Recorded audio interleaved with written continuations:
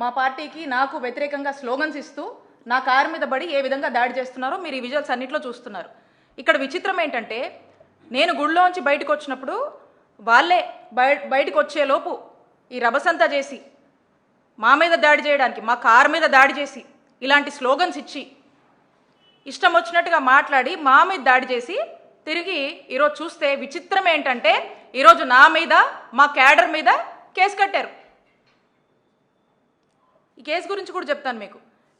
ఈ కంప్లైంట్లో ఏం రాస్తుందంటే మేమంట గుడికి వెళ్ళి అక్కడంట బయట నేను కుల మత వర్గాలు గురించి రెచ్చగొట్టే విధంగా నేను మాట్లాడానని చెప్పి కంప్లైంట్లో పెట్టారు. నేనంటే కుల మతాలు వర్గాల గురించి ఏదో రెచ్చగొట్టినట్టుగా మాట్లాడానని, ఆ తర్వాత మీకు ఇక్కడ ఏం పనని వచ్చిన వాళ్ళతో నేను గొడవపడి వాళ్ళని చేతులతో నెట్టి కర్రలతో కొట్టానంట.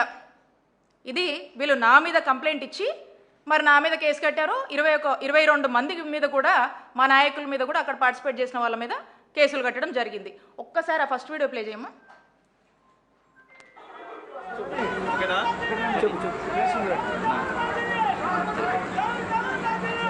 చెప్పనా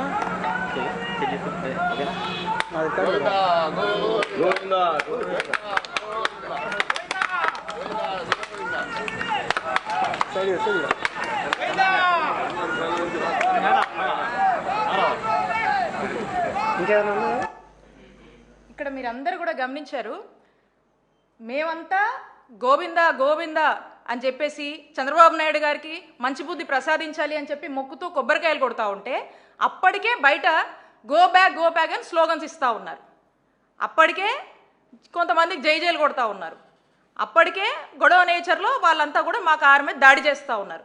మేము గుడి లోపల పూజలు చేస్తున్నాం. మేము బయటికి వచ్చే లోపే ఇదంతా జరిపించి ఇప్పుడేమంటున్నారు, నేను బయటకు వచ్చి కుల మతాలు రెచ్చగొట్టేలా నేను మాట్లాడాను, నేనే నెట్టాను, మా వాళ్ళు నెట్టారు, కర్రలతో కొట్టామని చెప్పి మా మీద కంప్లైంట్ ఇస్తే ఈ రోజున మా మీద కేసు కట్టారు.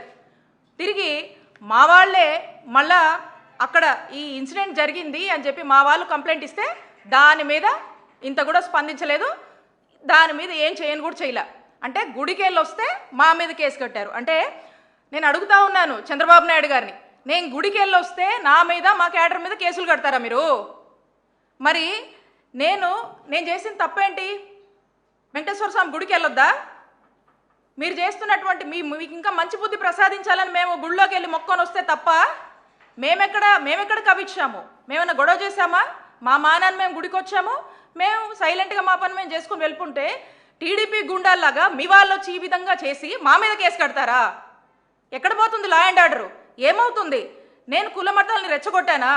మరి ఈ విధంగా ఇప్పటికైనా ఆ కలియుగ దైవమైనటువంటి వెంకటేశ్వర స్వామి మీకు ఇప్పటికైనా మంచి బుద్ధి ప్రసాదించాలని కోరుకుంటున్నాను. మీరు వెంకటేశ్వర స్వామితో పెట్టుకుంటున్నారు.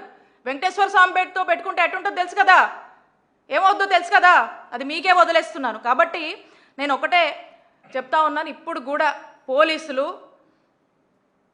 కూడా పోలీసులు మేము ఇచ్చినటువంటి కంప్లైంట్ మీద రెస్పాండ్ అవ్వలేదు. నేను ఇదంతా ఎందుకు చెప్తున్నానంటే రాష్ట్ర పరిస్థితులు ఎలా ఉన్నాయి అని చెప్పడానికి ఉదహరిస్తూ ఉన్నాను. కాబట్టి నేను చంద్రబాబు నాయుడు గారిని ఒకటే కోరుతా ఉన్నా, మీరు ఎంతసేపు రెడ్ బుక్ ఇంప్లిమెంటేషన్ అంటా ఉన్నారు కదా, అదే మీరు ఫాలో అవుతున్నారు కదా, 20 నెలలుగా కూడా మీరు చేస్తుంది అదే కదా.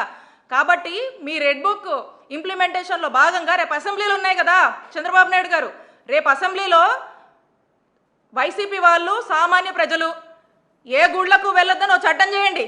చంద్రబాబు నాయుడు గారు ఓ చట్టం చేయండి.